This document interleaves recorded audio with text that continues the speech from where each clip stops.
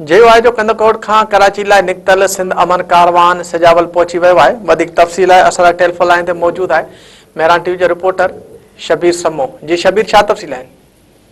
जी बिल्कुल, जेयूआई जो कंदकोट खां निकतल अमन काफ़िलो सुजावल पहुची वियो। काफ़िले जी अॻुवाणी जो सिंध जो सदर मौलाना अब्दुल कयूम हाले जी ऐं जनरल सेक्रेटरी राशिद सूमरो करे रहिया हुआ। सुजावल पहुचण ते वॾी तइदाद में कारकुननि जेयूआई अॻुवाणनि वॾो इस्तक़बाल कयो।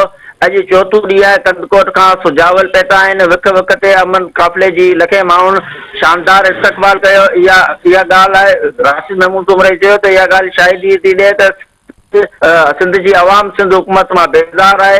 सिंध जे अमन चाहे थी। सिंधी क़ौम मुतबादिल कुवत जमियत के समझे थी। मेरिट जो क़तल आम थी रहियो आहे। वसीलनि बेटनि ऐं दरियाहनि जा सौदा थी रहिया आहिनि।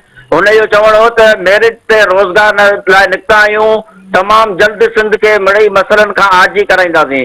हुन जो चवणु हो त सिंध जे कचे ऐं पके जे दाड़ेलनि ते रहम करम ते आहे। जमियत उन्हनि ॾुआरियुनि ख़िलाफ़ निकिती आहे। हाणे वक़्तु अची वियो आहे सिंध हुकूमत या अवाम जा मसइला अवामी कंदी ऐं अवाम कराची ऐं सिंध जे टुटण वारो हिसो आहे। जेकॾहिं अटूट हिसो आहे, जे कराची खे सिंध खां धाड़ न कयो वेंदो मुल्क खे नुक़सानु थींदो। हुन चयो त सिंध जी मज़बूती सां पाकिस्तान मज़बूत थींदो, जी कमज़ोरी सां पाकिस्तान कमज़ोर थींदो। सिंध खे अहिड़ियुनि हालतुनि तरफ़ न धिकियो वञे। अमन जे एहतजाज सिंध हुकूमत नोटिस वठे।